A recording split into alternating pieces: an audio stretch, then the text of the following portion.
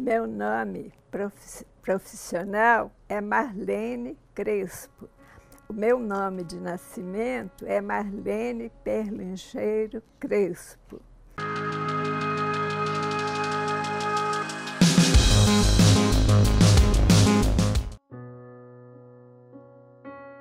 Minha vida antes da ditadura foi uma vida habitual.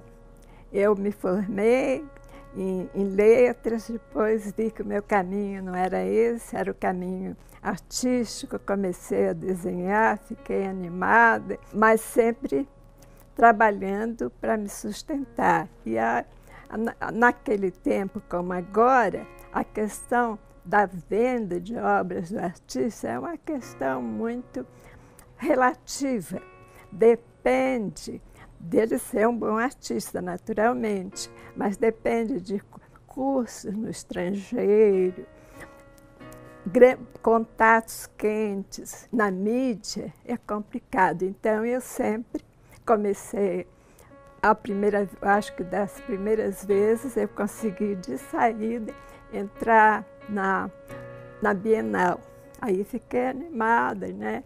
E fiz os contatos habituais, comuns, não os grandes contatos internacionais, de jeito nenhum. E comecei a expor e continuei trabalhando. Vendia de vez em quando algum trabalho, principalmente gravura, né, que é mais fácil para vender, porque é bem mais barato. E tive uma vida, vamos dizer, comum, expondo, trabalhando, depois me aposentei. Em 64, eu já era casada com 3 filhos e acompanhei, como já militante do PCdoB, todos os perigos pelos quais a gente passou. Eu comecei porque eu observava muito, né? Na UNE, né, na participação estudantil, eu observava, eu me lembro de um casal de esquerda assumida, a cabeça foi funcionando. Depois, quando eu comecei a namorar o pai dos meus filhos, ele acabou de me convencer. E aí que eu comecei, e não me lembro exatamente as circunstâncias particulares que me levaram à filiação no PCdoB. Houve uma participação, é que as coisas, né, o tempo passa. Eu participei de várias entidades de oposição, inclusive aquela a qual eu participei mais frequentemente foi o jornal Movimento, sindicatos de esquerda. Eu tenho, nesse último livro que eu publiquei, aparecem várias ilustrações feitas nesse acompanhamento.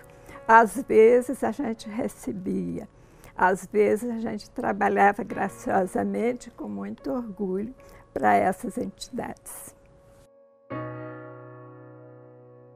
Eu fui presa em 68, no famoso Congresso Estudantil de Biúna. Só que nessa época eu não fui presa como militante do PCdoB.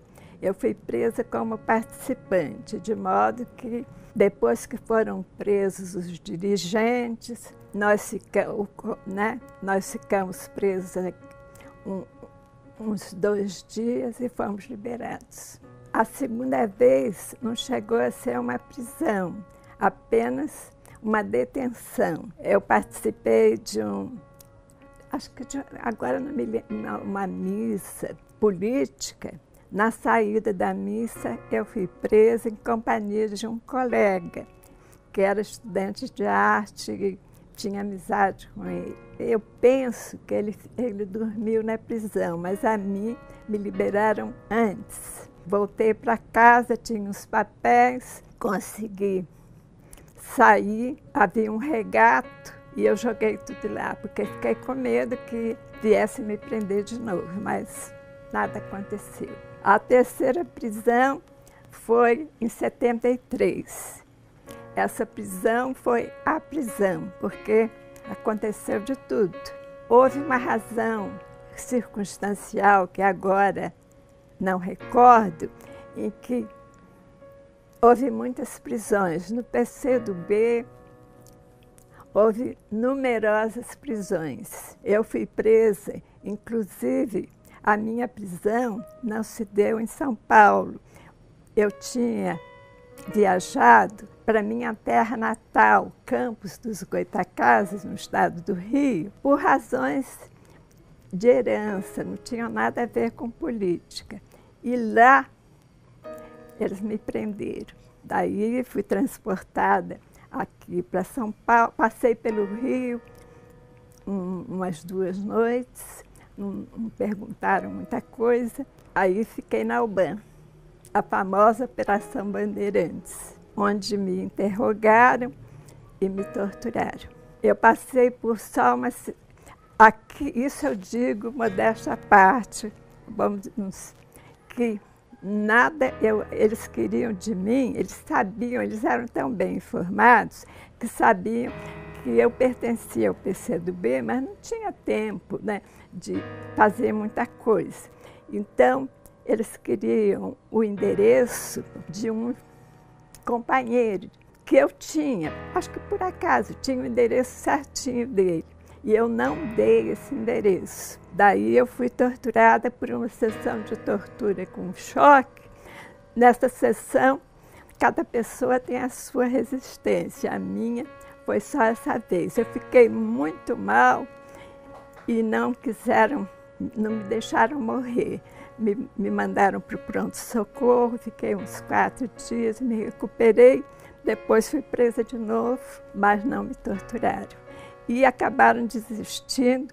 Chegou um ponto que terminou o interrogatório, o tempo que eles calcularam para os outros presos também, né? Os meus colegas militares, as minhas colegas que estavam comigo,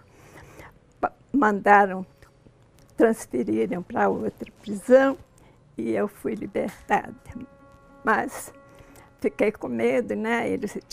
No princípio, tinha que cada mês ir assinar um livro de presença. Conheço até hoje a Maria, mas que foram mortos, eu não conheço. Agora não estou lembrada. Conheço militantes, né, que foram presos comigo, a Amelinha Teles, o marido dela, que já é falecido, até vendo, porque aparece aqui, César Teles, e outras pessoas cujo nome às vezes a gente esquece, principalmente mulher, né? Porque a gente ficava na parte feminina da prisão. Eu acho que cheguei a ficar um tempo com a esposa do Genuíno, Ryoko. Nos deixaram juntas, instaladas vários dias, e a gente conversava, mas a gente não se conhecia. Então, eu tenho a impressão que uma não confiava na outra. Mas depois passou, porque eu não sabia quem ela era, nem ela me conhecia. Havia um conhecimento muito grande que me foi repassado pelo PCdoB. Eu não tinha uma vida muito difícil, mas o PCdoB me recomendou que eu não deixasse de comparecer. E, naturalmente, era representante da minha escola e eu fui designada para participar. Era uma coisa interessante, havia um código, a gente marcava um encontro na rua, um de nós falava uma palavra, o outro respondia, e aí é feito o código. Aí um militante reconhecia o outro. A gente conversava da nossa vida política, um tipo de uma reunião normal, né? A participação, o que havia acontecido. Eram grupos, agora a gente pode dizer, né? Não tem problema de mencionar. Eram grupos separados. A divisão do PCdoB era muito bem, a organização era muito grande. Então, a sessão estudantil, um grupo de 5 que se reunia em lugares estabelecidos, mas tudo na base do segredo. E aí um deles, um participante desse grupo, levava a discussão, o que foi conversado, para a direção. E assim as coisas caminhavam. O que me marcou foi a prisão e a tortura. E me compensou, porque realmente, se eu posso dizer, eu não falei nada. Não sou contra quem não aguentou a tortura, mas eu fico contente de ter aguentado.